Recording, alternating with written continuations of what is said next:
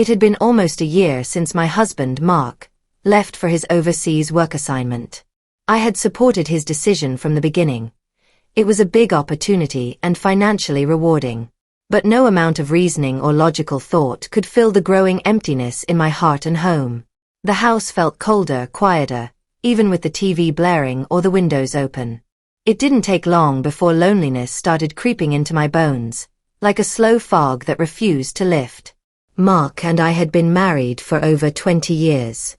We had built a good life, a cozy home in the suburbs of Colorado, a stable routine, and most importantly, a son who had just turned 22. His name was Logan. He had moved back in after college temporarily, trying to figure out his career path. I was glad he was around, though at first, I didn't know how much that would mean to me. Logan was kind, attentive, and respectful, all the things you hope your child turns out to be. But lately, I had noticed something different in the way he looked at me. It wasn't anything inappropriate, more like he was concerned. I suppose he could sense how I'd changed in Mark's absence.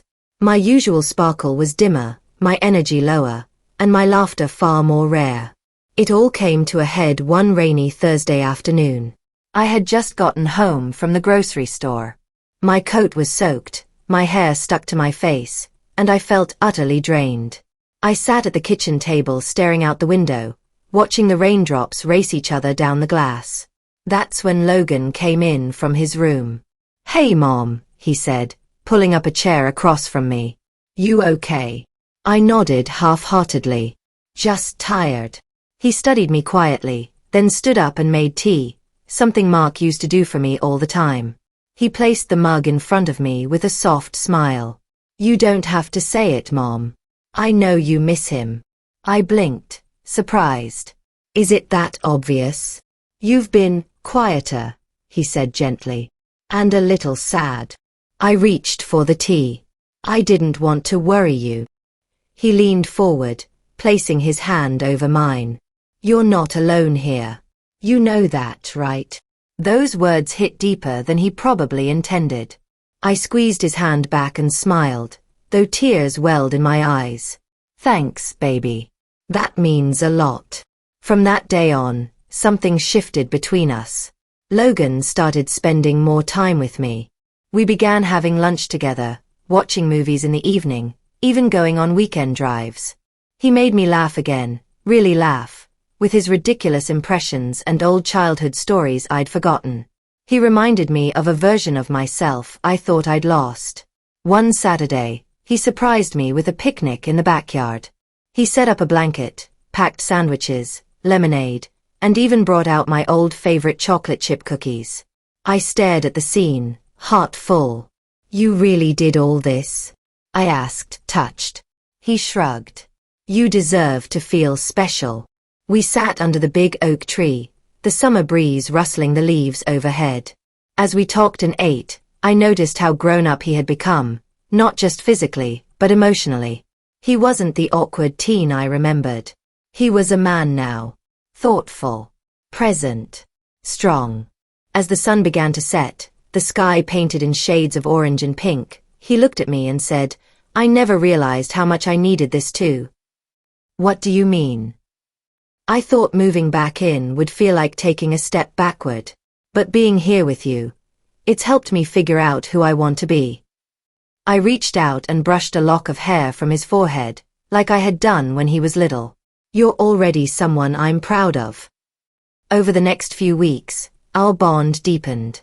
He helped me paint the living room, we started cooking together, and I even convinced him to try yoga. There were quiet nights filled with music and laughter, and mornings where we lingered over breakfast, just talking about everything and nothing. One night, after binge-watching a whole season of a mystery series, I fell asleep on the couch, my head resting on Logan's shoulder. I didn't mean to, but when I woke up a couple hours later, I found him still sitting there, gently stroking my hair. I sat up quickly, a little embarrassed. "Sorry, I didn't mean to doze off like that." He smiled, unfazed. "It's okay. I didn't want to wake you. You looked peaceful." Something about the way he said it made my heart skip. It wasn't romantic, not really, but it was warm, deep and full of care. The kind of care I'd been missing. We kept our connection wholesome and full of understanding. It was never about crossing boundaries.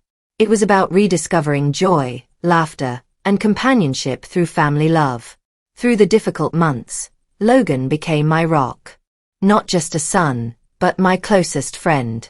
When Mark finally came home for a visit that winter, I was excited, but also changed.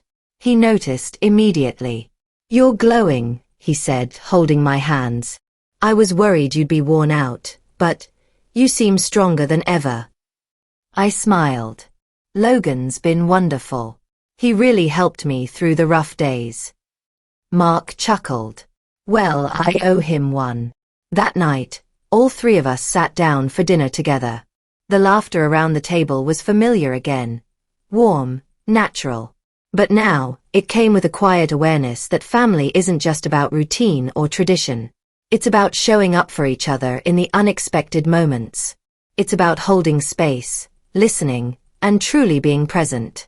Mark's work required him to travel often still, but I didn't feel that suffocating loneliness anymore. Logan and I had built something new, a companionship rooted in unconditional love and care. Months passed.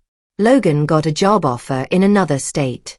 I was proud, thrilled for him, but also heartbroken in a way I hadn't anticipated.